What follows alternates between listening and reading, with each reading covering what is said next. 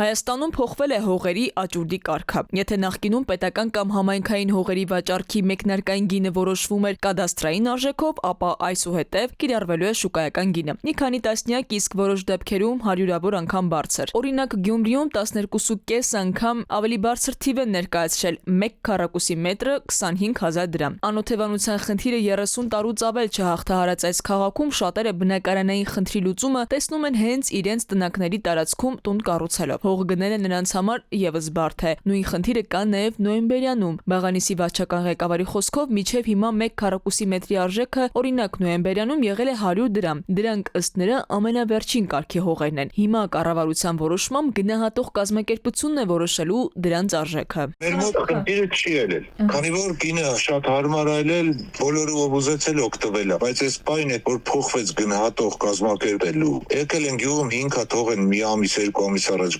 գնացել, դեռ խաբար չկա, ասում չենք կարող գնահատենք։ Տարեսկզբին վարչապետ Փաշինյանն էր կառավարության նիստին հողերի աճուրդներին անդրադարձել, շեշտել, որ դրանք հիմնականում ձևական են։ Գլխավոր դատախազն էլ հավելել էր, թե քրեական վարույթների մեծ մասը հողերի ձևական աճուրդների համար են հարուցված, հիմնականում փոխկապակցված համայնքների ղեկավարների հետ։ Գլխավոր դատախազը առաջարկներ էր ներկայացրել կառավարությանը ու առաջարկել, որ շուկայական արժեքը սահմանվի մեկնարկային գին։ Մեր առաջարկն է նաև որոշակի կատեգորիայի հողեր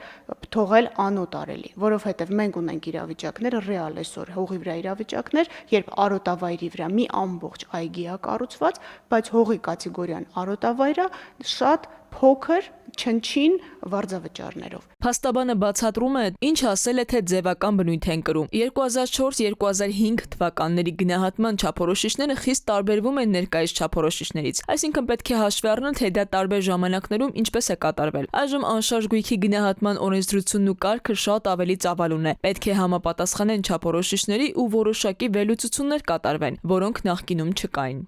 Հարկ է հաշվի առնել, որ Հայաստանը փոքր երկիր է, առավել եւս համայնքները փոքր համայնքներ են, ի տարբերություն ներկայիս ժամանակահատվածի, խոշորացումներ այն ժամանակ չկային։ Մարդիկ կարող էին այո ճանաչել միմյանց, ընկերներ լինել, ինչու ոչ ազգականներ, բայց ինքնին այդ կապը անձանց, առավել եւս գյուղական համայնքներում, չի կարելի մեկնաբանել միայն, որ դա եղել է այսպես կոռուպցիոն գործարք։ Շուկայական գնի կիրառումը ըստ պատասխանատուների միտված է ավելացնելու բյուջետային մուտքերը եւ կանխելու հողի անարդյունավետ օգտագործումը։ Նախաձեռնությունը դեռ նոր է, իսկ փորձագետները արդեն զգուշացնում են։ Պետք է մշակվի մեխանիզմ, որը թույլ չի տա, որ հողերը կենտրոնանան մի քանի խոշորների ձեռքում գյուղացիների հաշվին։ Քնարիկ Պետրոսյան, ժամը լրատվական։